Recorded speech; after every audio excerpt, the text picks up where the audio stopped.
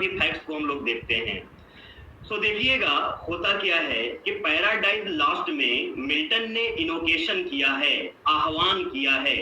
और आह्वान किसका किया है? म्यूजेस का किया है। और ये म्यूजेस कौन होती हैं? म्यूजेस गॉडेस होती हैं। क्या होती हैं? गॉडेस होती हैं म्यूजेस।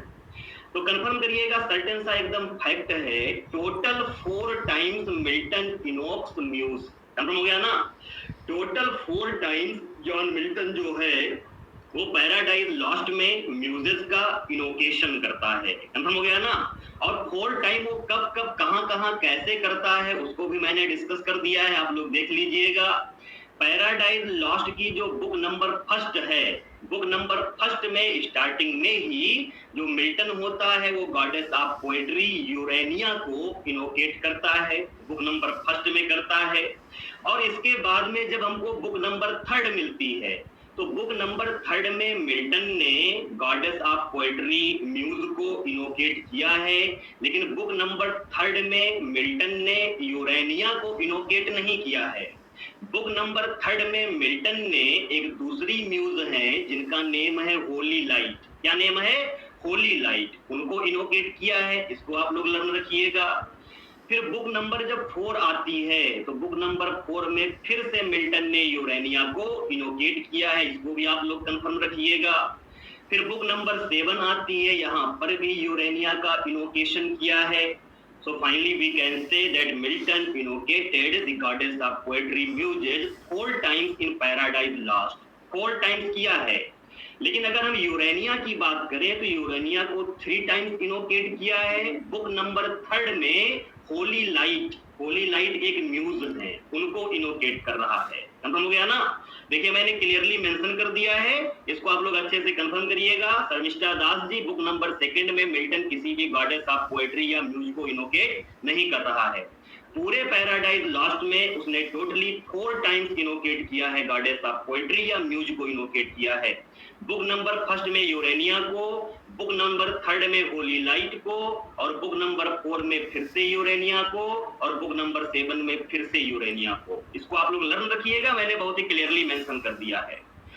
नेक्स्ट मैंने आफ्टरनून की क्लास में स्टोरी में कंफर्म ही कर दिया था, आप लोग वंस अगेन देख लीजिएगा। जो ये मुल्सिबर होता है, मैंने बताया था कि ये आर्किटेक्ट था और इसने कंस्ट्रक्ट किया था, इसने बनाया था the capital of hell, hello की कैपिटल को, जिसका नेम पैंडीमोनियम था। पैंडीमोनियम के आगे मैंने ब्रैकेट में लिख भी दिया है, ये ग्रीक टर्म है और इस ग्रीक टर्म का मतलब होता है ऑल दी डेमन्स। और मुल्सिबर ने इसको बनाया था, इसको कंस्ट्रक्ट किया था, किसके सजेशन पर? On the suggestion of Mammon. इसको आफ्टरनून की क्लास में हम लोगों ने अच्छे से डिस्कस भी किया था, ये भी आप लोगों को मालूम है। नेक्स्ट है बेलियल। जो Belial and Mammon don't want to fight, मैंने ये भी आप लोगों को बताया था कि जो बेलियल है, मैमन है, ये फाइट नहीं करना चाहते हैं, ये गॉड के अगेंस्ट बैटल को इग्नोर करते हैं, ये भी आप लोगों को अच्छे से कंफर्म है। रीतो किपो जी, बिल्कुल आप सही कह रहे हैं, आफ्टरनून की क्लास में आप थी भी और अच्छे से हमने कंफर्म भी किया था। नेक्स्ट पॉइंट मैंने मेंशन कर दिया है कि Moloch wanted to start the open war against God. आपको ये भी कंफर्म है कि जो मोलोक होता है वो गॉड के अगेंस्ट ओपन वार को स्टार्ट करना चाहता है, इसको मैंने मेंशन भी कर दिया था, आपको कंफर्म भी होगा अच्छे से। नेक्स्ट है कि in book number 4 Satan goes to corrupt Adam and Eve but he is caught. इसको आप लोग अच्छे से कंफर्म कर लीजिएगा, मैंने आपको बताया वही भी था कि बुक नंबर 4 में जो सैटन होता है वो फॉर द फर्स्ट टाइम जाता है एडम और इव को करप्ट करने के लिए, लेकिन वो पकड़ लिया जाता है, वो कैच इन रेड हैंडेड हो जाता है, उसको पकड़ लिया जाता है, आपको अच्छे से भी कंफर्म है। ही डिस्गाइजेस, जब बुक नंबर 4 में वो जाता है करप्ट करने के लिए एडम और इव को, तब वो डिस्गाइज करता है। सबसे पहले खुद को चेरब बनाता है, चेरब मैंने बताया था एंजल होता है। उसके बाद में वो अपने आप को डिस्गाइज करता है, कार्मोरेंट बर्ड में डिस्गाइज करता है। मैंने आपको बताया था कार्मोरेंट बर्ड जो है वो सी बर्ड होती है, समुद्र की चिड़िया होती है। उसके बाद में आगे चलकर वो अपने आप को डिस्गाइज करता है, टोड में डिस्गाइज करता है। तो ये भी मैंने आफ्टरनून की क्लास में कंफर्म किया था, यहाँ पर मैंने सेपरेट भी मेंशन कर दिया है, अच्छे से कंफर्म रखिएगा। फिर नेक्स्ट है fall of man takes place in book number 9। जो बुक नंबर 9 होती है वहां पर फॉल ऑफ मैन होता है। जो सैटर्न होता है वो एडम और ईव को करप्ट कर देता है, और इस टाइम बुक नंबर 9 में जब सैटर्न करप्ट करने के लिए जाता है तो सैटर्न डिस्गाइजेस एज सरपेंट, तब वो सरपेंट बनकर जाता है, तब वो स्नेक बनकर जाता है। इसको मैंने सेपरेट मेंशन कर दिया है क्योंकि यहाँ पर बुक का मैटर है कि कौन सी बुक में क्या हो रहा है, इसलिए मैंने ऐसा मेंशन कर दिया है। नेक्स्ट है माइकल, आप लोगों को कन्फर्म है गॉड की तरफ से आता है। माइकल शो, माइकल दिखाता है, फ्यूचर दिखाता है। फ्यूचर किसको दिखाता है? एडम को दिखाता है। और कौन सी बुक में दिखाता है? बुक नंबर 11 में दिखाता है और बुक नंबर 12 में दिखाता है। तो इसको भी आप लोग अच्छे से लर्न रखिएगा कि बुक नंबर 11 और बुक नंबर जो 12 है वहां पर माइकल ने फ्यूचर शो किया है एडम को। समझ हो गया ना? नेक्स्ट पॉइंट बहुत ही ज्यादा इंपॉर्टेंट पॉइंट है। शर्मिष्ठा दास जी कह रही हैं सर चेरब का मतलब क्या होता है? चेरब का मतलब एंजल होता है। क्या होता है? एंजल होता है। खत्म हो गया ना?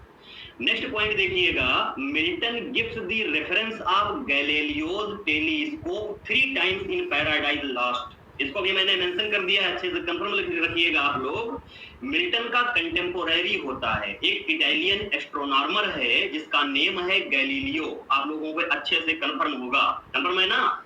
इटालियन एस्ट्रोनॉमर है जिसका नेम क्या है? गैलीलियो नेम है।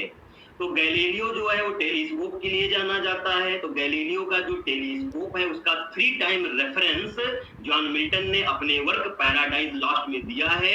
इसको भी आप लोग कंफर्म रखिएगा कि इस वर्क में गैलीलियो का रेफरेंस है और गैलीलियो के टेलीस्कोप का रेफरेंस है। 3 टाइम्स लिया है यहाँ पर पैराडाइज लॉस्ट में मिल्टन ने। इसको भी आप लोग कंफर्म रखिएगा, इसलिए मैंने इसको सेपरेट मेंशन भी कर दिया है यहाँ पर। नेक्स्ट पॉइंट है hell is also called Tartarus. कि जो हेल है, हेल का एक और भी नेम पैराडाइज लॉस्ट में मेंशन किया गया है। हेल को टार्टरस भी बोला गया है। इसको भी आप लोग लर्न रखिएगा, अच्छे से लर्न रखिएगा। ये सारे फैक्ट्स बहुत ज्यादा इंपॉर्टेंट है, इसलिए मैं सेपरेट इनको मेंशन भी कर दे रहा हूं। तो हेल को हम क्या बोलते हैं? टार्टरस बोलते हैं। ये भी आप लोग कंफर्म रखिएगा। जो यहाँ पर सैटर्न होता है, सैटर्न को कंपेयर किया जाता है और सैटर्न को कंपेयर किया जाता है लिवियाथन से कंपेयर किया जाता है। कंफर्म हो गया ना? ठीक। लिवियाथन जो है वो जियांट टाइप पर्सन होता है, जियांट टाइप पर्सन होता है और लिवियाथन से इसको कंपेयर किया गया है। लिवियाथन को मोस्टर बोलते हैं, जियांट टाइप पर्सन बोलते हैं। कंफर्म हो गया ना? जियांट बोलते हैं। तो सैटर्न को यहाँ पर अगेन एंड अगेन कंपेयर किया गया है, लिवियाथन से कंपेयर किया गया है।